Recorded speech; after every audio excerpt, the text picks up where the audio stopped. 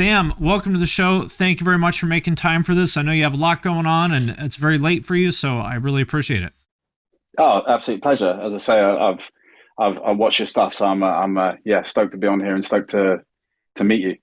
I got to make sure we promote the new album. Tell everyone about that before we get into it. The classic symptoms of a broken spirit is out everywhere now. Go and stream it. It's really great. Thank you. HMV, Virgin Megastore, Tower Records. Everywhere in the world. Just go online and you can find it. All right. Well, I'll start with a spicy question to make everyone keep watching. Cool. My question is, if you had $1 for everybody who copied the Doomsday riff, how rich would you be? I tell you what, I wouldn't be paying a mortgage on my house. So I would be owning it outright. Yeah, people really like that riff. They really like that riff. I think it's flattering. Sometimes it can be a bit like, oh my God.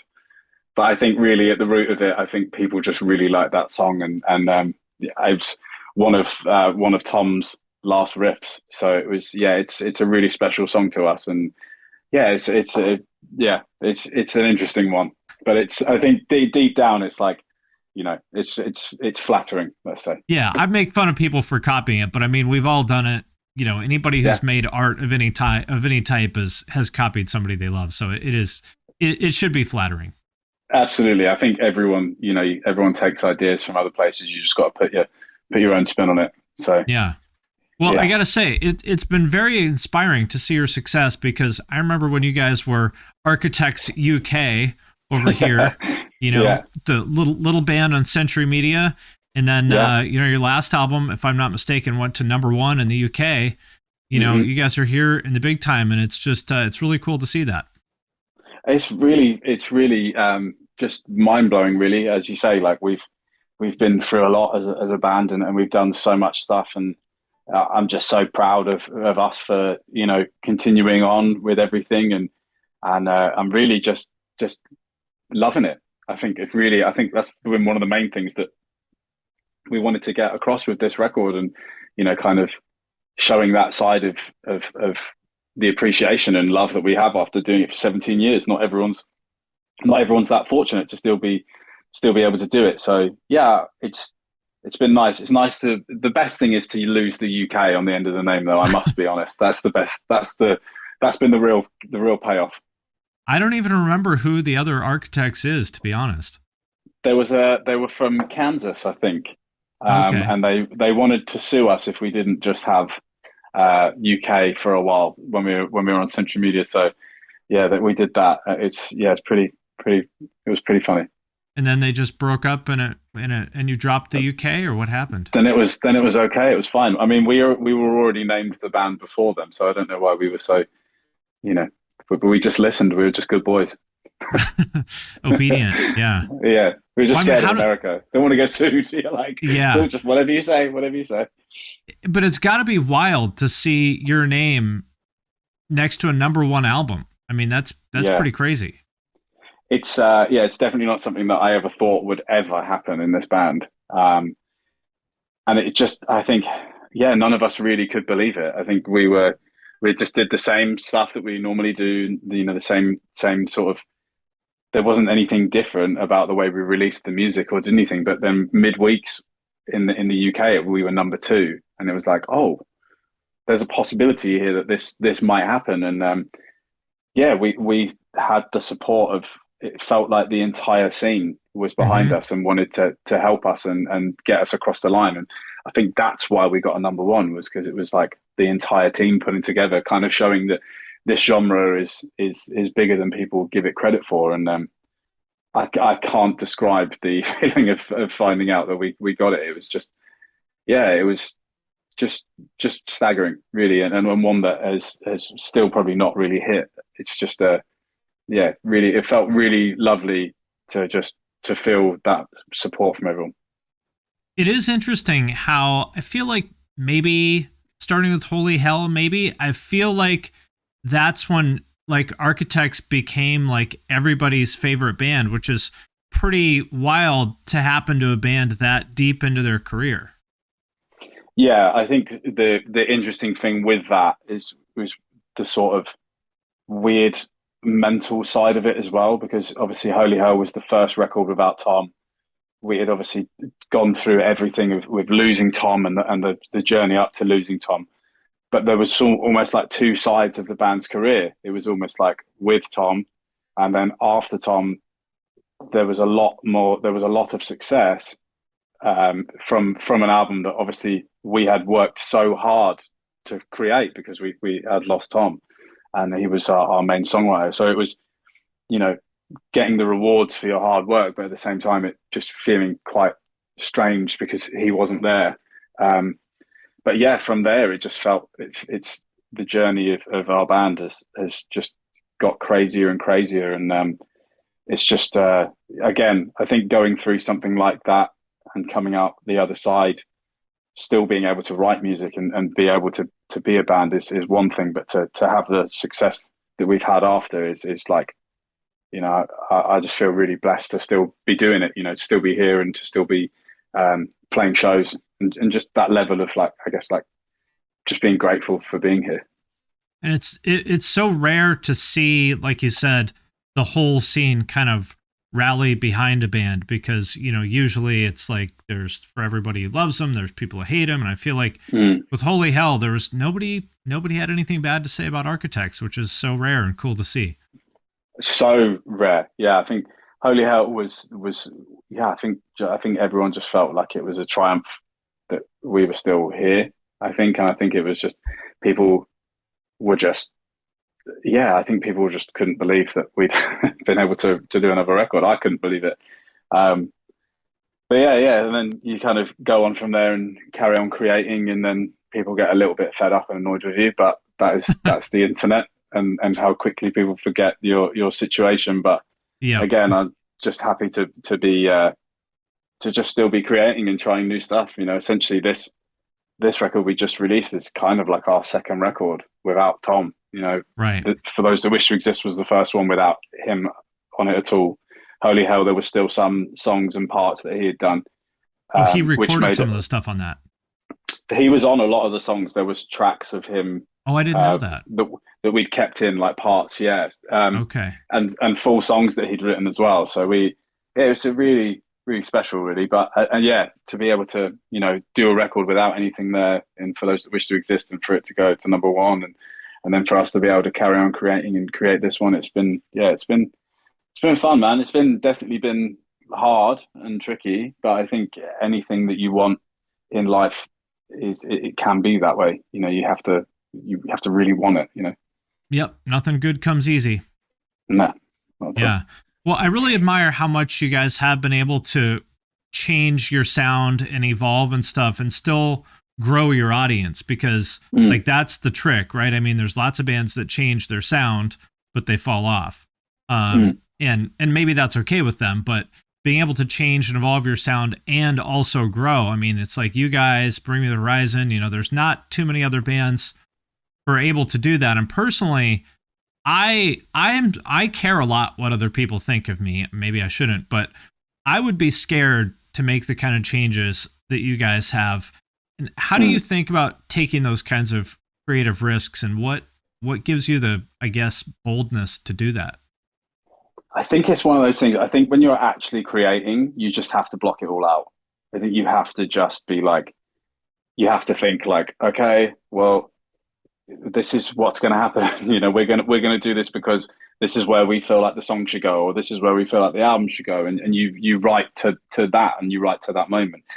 And I think there's always, throughout music, been these bands that take these jumps and these risks, and then in a year's time or 2 years after those bands have taken those risks, other bands moving in that direction. Yeah, I think that's the thing, is not being scared to try something new or try something that maybe people aren't going to get. I think you just have to stay true to yourself. I think we've obviously got 10 records. You know, after a while, you sort of feel like if you're just going in and you're going to just do Holy Hell Part 2, it feels a little bit like you're doing a disservice to your friend Tom, our friend, by just going yourselves. And to go off and just ripping off his songs when he's not here to write better songs. There's plenty of other bands to rip off his songs. Yeah, and we have Josh and Dan are our main songwriters now, and us three work so hard to carry on pushing this band in new directions, and we're all new writers together. It's been really fun. I think you have to sort of switch it off until you release it, and then you release it, and you're like, oh my god, oh my god, oh my god, just run away. But I think again, for the most part, like I understand that the music is totally subjective. I think that's what's so great about it is, one man's gold is another man's trash. That's just the way it is, and I totally respect everyone that is right to not like it. I just don't respect it when people are personal in their sort of attacks towards you, like you've done something wrong to them by creating something. I It's think bizarre. the main thing to me on this album cycle is that's just been staggering is just the amount of people that have brought up Tom and say what his opinions would be of our music. And So I it's saw there's the one that you tweeted. There's been more than that. oh dude, it's been relentless. It's been That is you know honestly shocking to me. yeah, it's really crazy, and you see that's the side of things that is just so painful, because that's like the most uh the most horrific moment in my entire life, and somebody, because they don't like something that I've created or we've created together, they feel like they can bring that up to hurt me because they don't like a song. And I don't know about you, but there's a lot of bands that release music where I go like, oh, I don't know if I get this yet, but I'm Sure. certainly not going to go and tweet them and say like, by the way, your member that died would fucking hate this. It's a whole level of insanity. But yeah, I'm honestly shocked that it yeah, was more than that. I thought it was just that one person, which is bad enough. I mean, even one is too yeah. many, but to Well, hear I that it's tweeted. more than one is amazing. There was a few before the one that I posted and the one that Dan posted, but even when I posted the one that I posted on my Instagram, I had people in my Instagram being like, "Yeah, this guy's right though. This guy's right." Like, and you're like, I just don't have the energy to sit here and tell you why you're out of order. but Yeah, hopefully someday you figure out and you go, oh, maybe someday some of these, I mean, these people will experience the loss of a friend or a loss of a family member, and they'll be like, huh, maybe I shouldn't have said that because this is harrowing. well, you would hope so, but I feel like there's a lot of people, especially in metal, and I don't want to put words in your mouth. This is just my opinion, but there's a lot of people out there in metal, and I'll call you guys metal, just for the sake of making it easy, who are like You very can't do emotionally. that. You can't do that. People are No, going to no, be so no. angry with you. That's right. But there's a lot of people in metal, I think, who are like very emotionally underdeveloped people that, like, honestly, I'm not sure that they would ever take that moment to reflect and go, oh, I was a fucking asshole that one time. I feel bad. I think there's a lot of them. They're like, no, Yeah. I was right. That song is gay.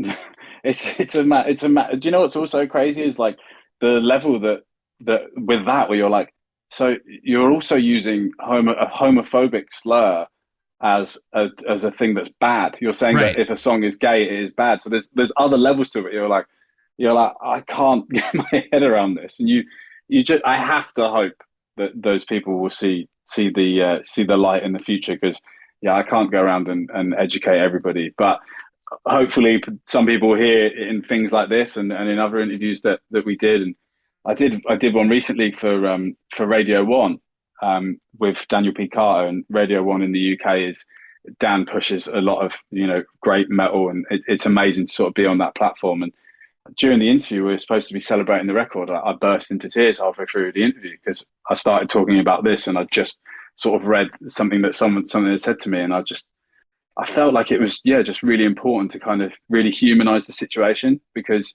at the end of the day, we're just five mates that are writing music. We've not done anything to hurt anyone, and we're pushing through something quite traumatic to come out the other side and be able to create this record and have had a good time doing it. And to some people, they're just angry about that, and I don't think I'll ever get my head around that.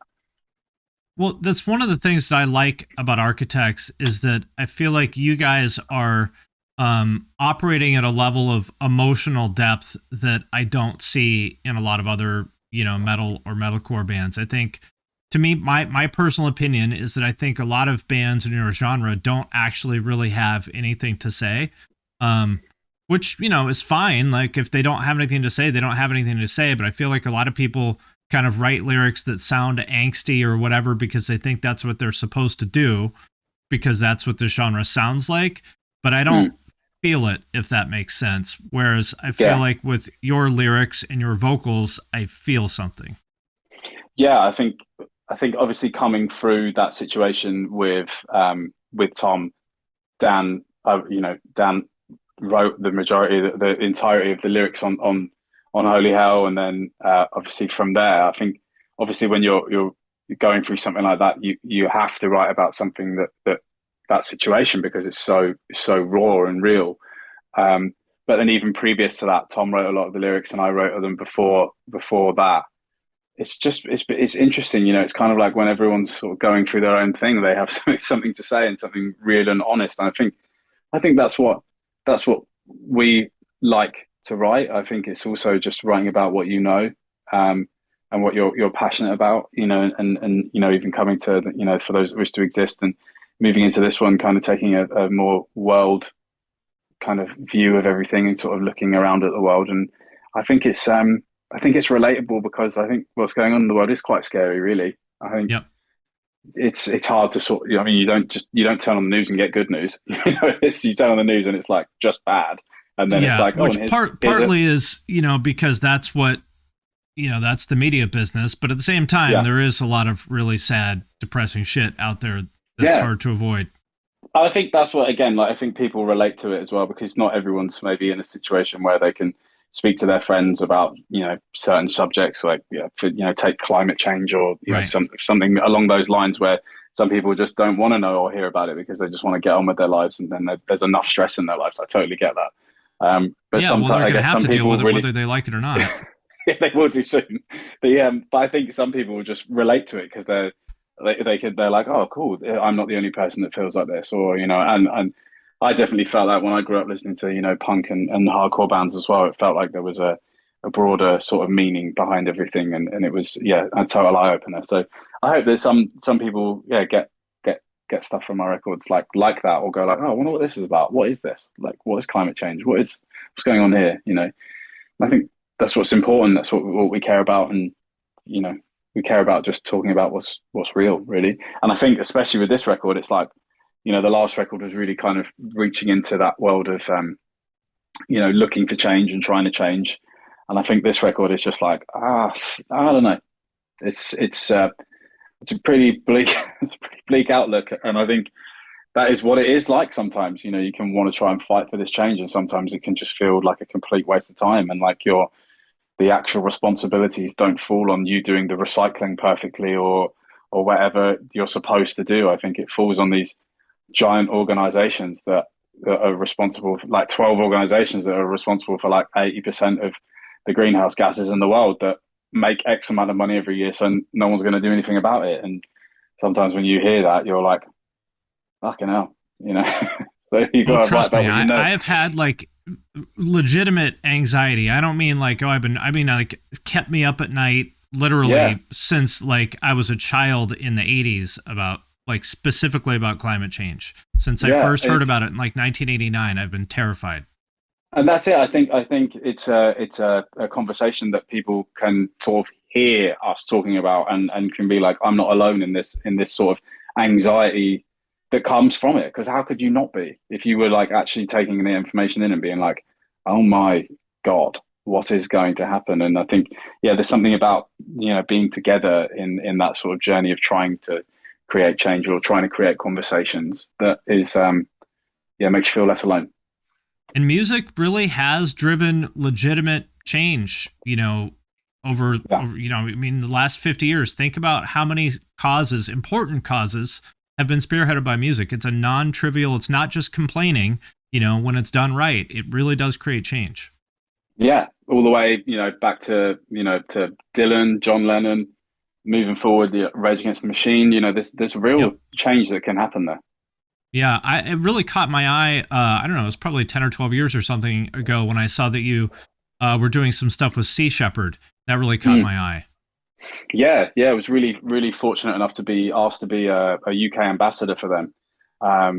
I just fell in love with what they did. In particular, I fell in love with Paul Watson and just his hands-on kind of pirate approach. Like the government isn't doing it, so we're going to do it. And like, Tell you're everyone not. what Sea Shepherd is if they're not familiar. Sea Shepherd is an organization which helps stop and eradicate the illegal poaching and fishing of whales, sharks, dolphins, every kind of sea animal creature. And they just get in the way. They stop people from doing things, and there's a lot of laws that are in place that the governments around the world don't enforce, and there's a lot of illegal poaching and fishing, and they really get in the way, and they're these kind of eco pirates. I think we get labeled eco terrorists, which isn't that fun. But yeah, they get in the way, and they do what they think is right. And I think, if one species is kind of taken out of that ecosystem in the ocean, then we're in serious trouble. It starts to, it ripples down, and then there'll be dead oceans, and 80% of our oxygen comes from the sea. So it would This be is a my literal, real, actual biggest fear in life. so it would be a real nightmare. Sea Shepherd was responsible for the stop that there was so much, there was so many humpback whales being killed for their oil and for God knows what. But Sea Shepherd went down to the Antarctic and literally helped bring back that entire species, and they don't get enough credit for it. So yeah, as soon as I found out about them, I just loved them, got behind them, started wearing their shirts on stage. Then it moved from then to trying to meet them, and then it went from that to being at every single one of our shows we ever play, them being there and having information set up. And that was really inspired by going to shows like Rise Against when I was a kid, and other hardcore bands that would have like Peter DVDs out, and you would sort of be like, oh, what's this? And then you'd be like, oh, cool. Well, I see that the band cares about it, so maybe I should have a look at it. And yeah, we've managed to raise thousands and thousands of pounds for Sea Shepherd, and it's been a real honor to be able to shine a light on the brilliant work that these people do by talking about it every night, selling merch, doing fundraisers, and being able to just push a real positive force. And sure meet Paul Watson and meet all of them, and go to the boats. Like they're my heroes. They're my superheroes. They put themselves on the line for these sea creatures, and it's just amazing. They really are like superheroes. It's like something out of a movie. Yeah, and they're so just incredible people, the kindest hearts. Everyone I've ever met involved in that organization is just amazing. Well, I'm sure you've heard from people over the years that, discovered this stuff because of you. And that's an example of how, it really does create meaningful change. Yeah, I think people think for a while that Sea Shepherd was like my clothing company. I was like, I'm flattered, but no, it's not. Would be a cool name. Hey, it'd be good. I'll just keep wearing theirs. I'll keep wearing theirs for now. Yeah. Well, along the same lines, you made the statement recently about like not being angry anymore, or at least not angry in the same way as you used to be. How does that change your creative process? I think lyrically and musically, I don't think it necessarily changes it that vastly, but I think the actual creative environment is different. I think when we just did the last record, it was actually just super fun to be around each other. It just felt like we had all worked so hard to still be there, and we'd been through some, pretty heavy touring cycles, not as in the amount of dates we did, but as in just going on stage and discussing everything that had happened with Tom every night was really, I think, affecting all of us. It was affecting me a lot, having been the spokesperson for the boys, and sort of bringing up that sort of level of pain every single night, and not wanting to say the same thing, and giving a heartfelt, honest speech every night before we played certain songs was, at the end of it, it was like, okay, this is I'm really struggling here. So actually going into the studio and being able to be around each other after everything that happened with touring and losing Tom, to then being in this new place where we were writing about different situations and exploring new sounds, it was just a really fun time. And it was like, we weren't that angry when we were tracking stuff. It was like a really fun time. You wouldn't think that when you listen to songs like "Be Very Afraid." They're pretty full on. You have to be a little bit angry to get those vocals out. But yeah, I think just the creative experience, it just felt, just very exciting and fun, and like nothing was off the cards. And if anyone had an idea, they should try it out, and nothing was too out there. And yeah, it was a real pleasure to record, actually. Was it not fun in the past? I think when you're doing songs about your friend passing away, it's hard, especially when for me, singing Dan's lyrics and feeling those emotions and hearing them written down. It was a lot to take in, and I think also I'd worked so closely with Tom before, on recording vocals. I'd worked with Tom before, and then when Tom passed away, I was working with Dan, and there was certain things that would just bring up memories and moments, and sort of even just the way, back in the day that he would say things, or the deliveries. They're twins. They spent their entire lives together. Some mannerisms were similar. They're obviously extremely different people, like polar opposites, but mannerisms of being around each other for their entire lives.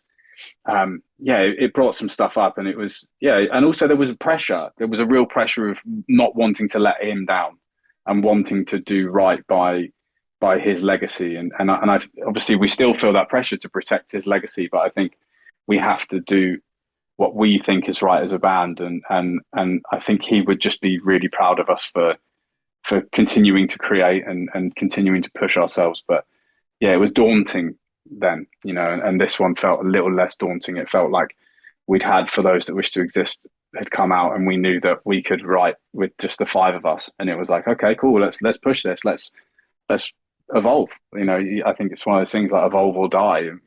What's the point of being there and releasing a 10th record if it's going to sound like your ninth or your eighth? Well, it's also one of those things where if you keep repeating yourself, people will say you suck because you keep making the same album over and over. On the other hand, if you change it, they say you suck because you changed it. It's like, yeah. I feel like Lost Forever, All Our Gods, and Holy Hell was like a really important 3 records for metalcore. But what are you going to do? Make 8 of those? Yeah, looking back now, I can feel that, because at the time, obviously, you don't walk around and you're not like, oh, cool, we're the best metalcore band going. It was just like, you look back and at that time and the scene and what was going on there, it felt like, I feel like those are 3 records that I'm really, really proud of. You can't keep doing that. They're going to be there. They're always going to be in the set. There's always going to be a place for them within this band's legacy, and they're always going to remain important parts of our career. But yeah, you have to carry on and keep trying, because what do? Just turn up and just go, okay, cool, just write a riff that sounds like that, I'll sing, and then we'll pitch over it, I'll do a blur, and then we'll go home. There's plenty of people to do. Yeah, but it's just, there's no way you could do those. What's that? You have to look for that moment of risk, and that moment of like, almost like that first time you wrote a song where you're like, oh my God, yeah, that's new, that's cool, that's exciting. Like, can we get away with this? I don't know. Who fucking cares? And then you're like, oh no, I do care. No, I don't. Like this sort of, right. that moment of creating something new is what, I guess, what pushes us as a band, and that excitement of like, oh, cool, fuck, let's try that. Well, it's obvious that you guys do care what people think, which is not a bad thing. I mean, like, you have to care, Yeah. It's obvious that you do care, because you know that some of the things you're doing may not be well received, but you do it anyway. So how do you kind of balance that? You should cry a lot. No, it's interesting. It's one of those things. Obviously, no one wants to be slated or have like a personal attack on them. But you never know.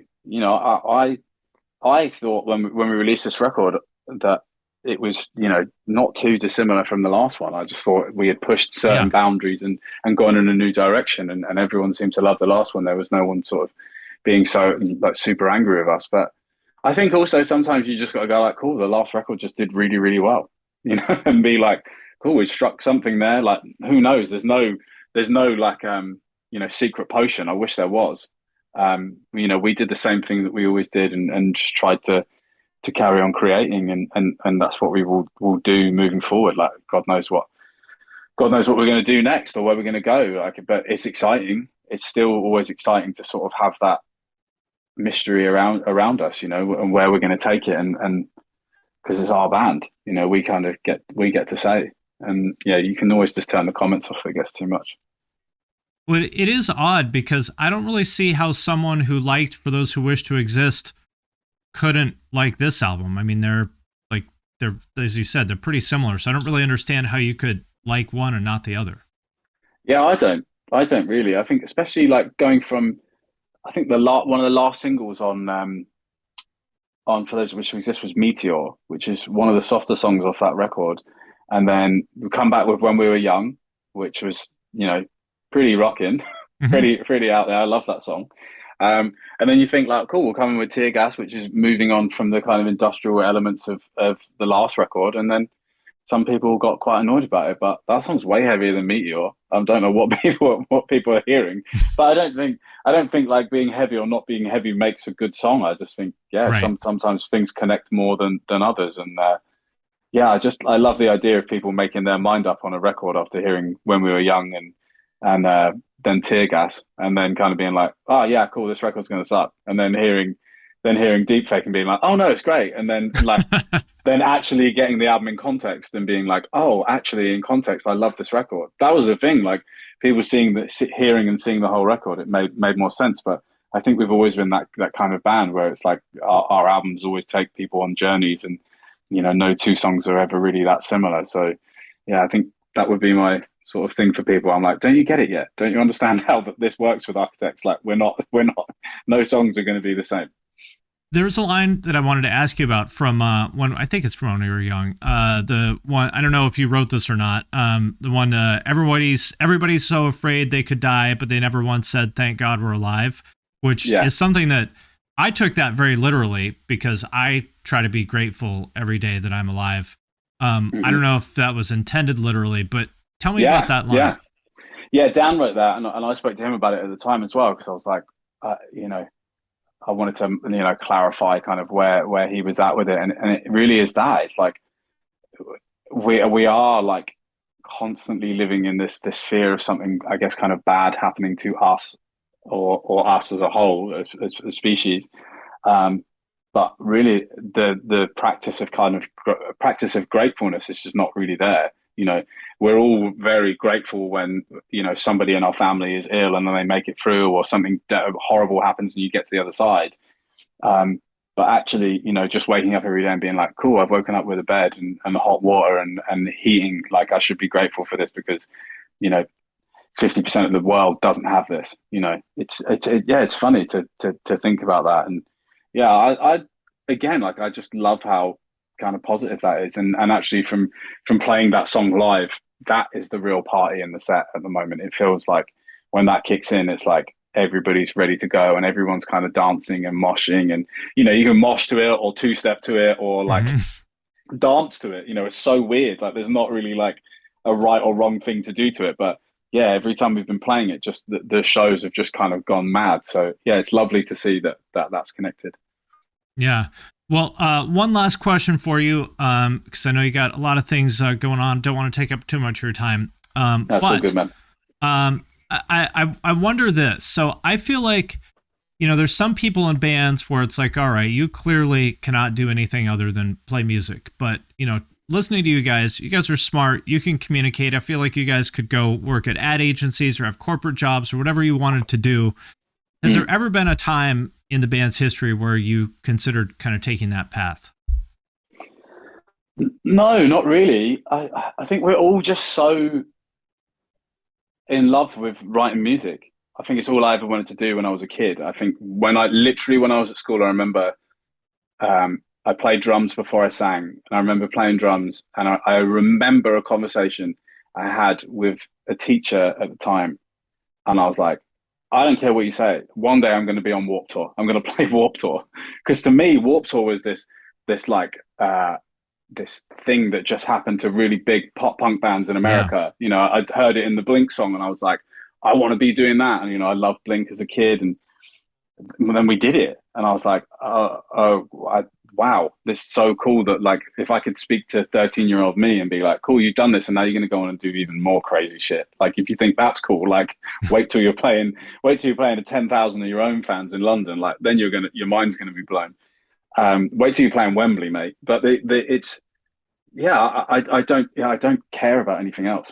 I mean, I do. Obviously, I would love to be able to do stuff in another lane, as in like be able to be in the band and open maybe like a sanctuary or stuff for like rescue animals, or do something positive within the community. If that was everything I could do moving forward, I would love to do that. But yeah, I just think the focus is always just on this and this sort of embryo of architects. And the funny thing is, again, like there was always these dreams and things that you sort of set out as like, oh, imagine if one day we could do this.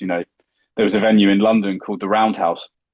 It's still there, sorry, and it was about 3,000 people, and that was always we would go and see bands there, and we'd be like, oh my god, imagine what it'd be like if we could pull 3,000 people in London. It would be unbelievable. And we did that on the Lost Forever tour with Tom. It was one of the last times he played in London, and it was like, oh my god, like this is anything that happens from after this. It's like I don't care. It's like just wow. Like we just pulled 3,000 people, and then from there, all of a sudden, you're playing to that many people in America, and you're doing that everywhere in the world. And then you're like, hang on a minute, what's going on? And then you go through the trauma of losing Tom, and how painful that is, and then pulling through and continuing, and everything is just a bonus. Everything from even being able to release a record with the guys to now being here, it's all I've ever wanted to do, and I can't stress that enough. When I was in school, I just played drums and just wanted to do music, and yeah, I always want to try and spread the positivity and the good vibes of like anyone can do this, because I was not a very talented kid. I just really wanted it, and I think that's everyone can be in a band and do well. It's not you're not born a rock star by any means. I think people are maybe more or less talented, but there's also the saying that hard work beats talent when talent doesn't work hard. I'm sure we could all think of somebody we know that was really talented at something, but they basically fucked off and blew it because they didn't apply it. And there's also people that aren't that talented that just grind it out.